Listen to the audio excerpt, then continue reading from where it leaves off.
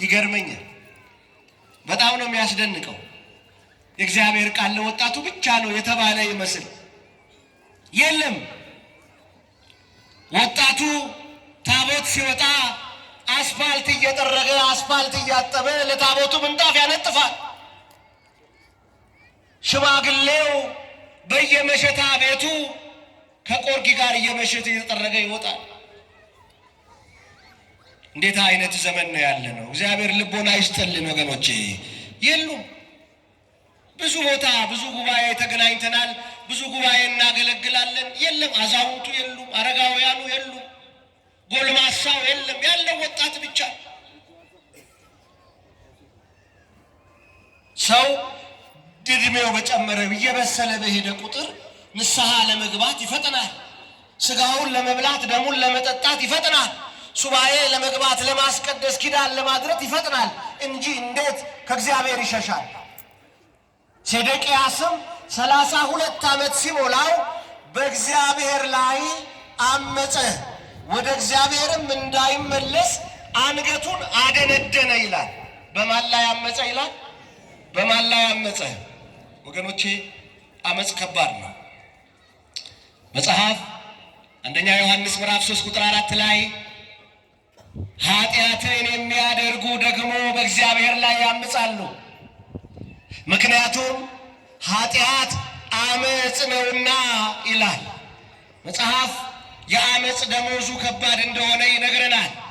ኢሳይያስ 1 ቁጥር 5 ላይ ስታነቡ ደግሞስ አመፃ እየጨመራችሁ ስለምን ትቀሰፋላችሁ?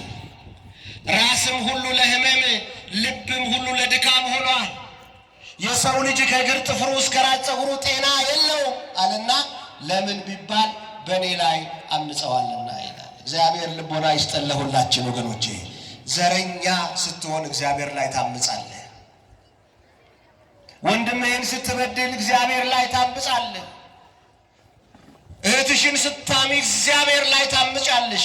አመፅን ሁሉ ጠራርጎ መድኃኔዓለም ከላያችን ላይ ያርቅልን ወገኖቼ።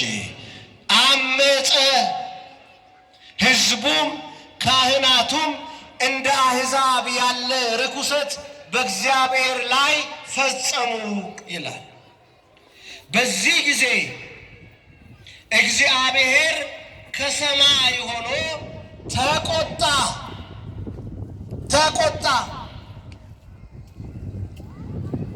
የከለዳውያንንም ንጉሥ አመጣባቸው ይላል። አባቶቻችን ድሮ ሲተርቱ እግዚአብሔር ሲቆጣ አርጩሜ አይቆርጥም ይላል። እየሰማችሁ ይሄን?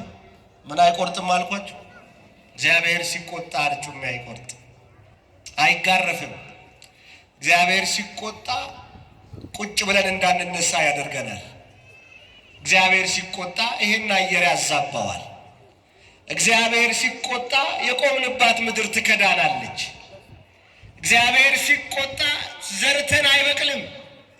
እግዚአብሔር ሲቆጣ እየበላን ይርበናል።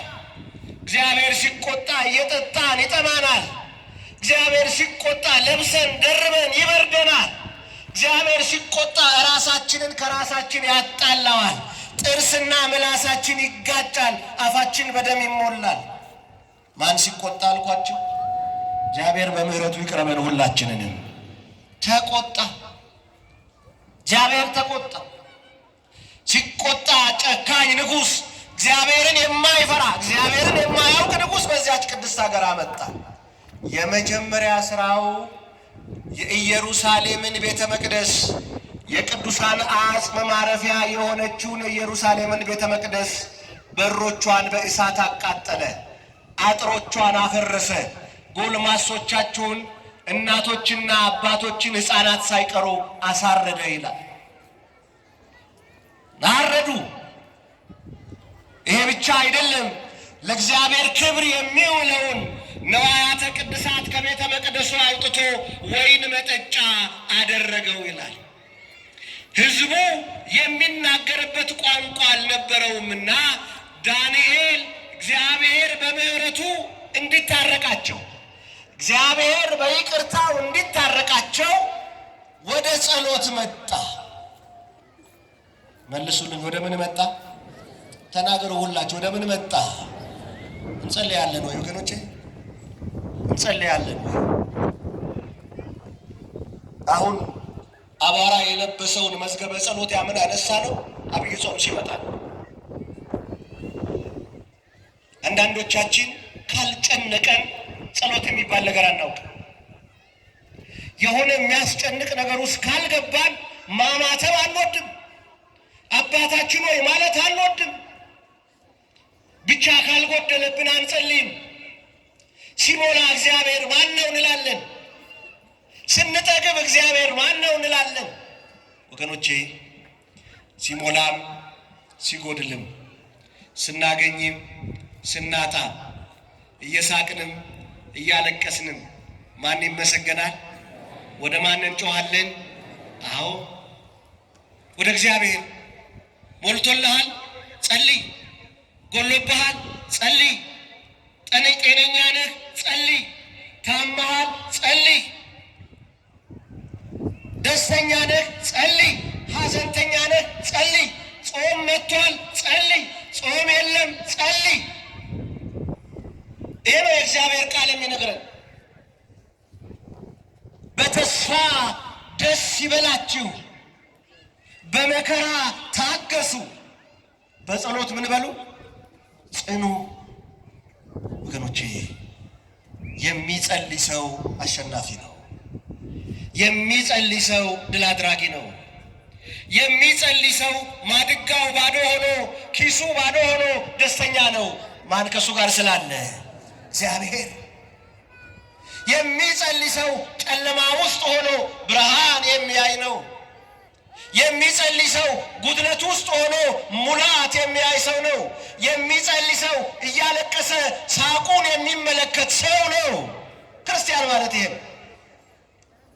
ነቢየ እግዚአብሔር ቅዱስ ዳዊት በመዝሙር 33 ቁጥር 4 ላይ እንዲህ አለ፣ ሁል ጊዜ ከመጮሄ የተነሳ ዝም ባልኩኝ ጊዜ አጥንቶቼ ተበላሸዋል።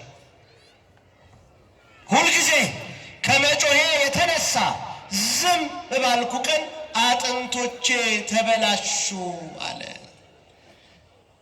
ወገኖቼ የሚበላሽ ብዙ ነገር አለ። መጸለይ እንዳታቆሙ። ብፁዕ ቅዱስ አቡነ ሺኖዳ የግብፁ ፓትርያርክ በረከታቸው ይደርብንና እንደዚህ አሉ። የማይጸልይ ሰው ማለት አሉ የማይጸልይ ሰው ማለት ውሃውን በወንፊት ሊቀዳ የሚያስብ ሰው ማለት ነው። እየሰማችሁኝ? ምን የማይል ሰው? የማይጸልይ ሰው ማለት ውሃውን በወንፊት ሊቀዳ የሚያስብ ሰው ነው ማለት ነው ይላል። ጸሎታችሁ ግዳጅ እንድትፈጽም ሁል ጊዜ ወደ እግዚአብሔር ጸልዩ። እኔ አንድ ሶሻል ሚዲያ ላይ ያገኘሁትን ለትምህርት እንዲሆን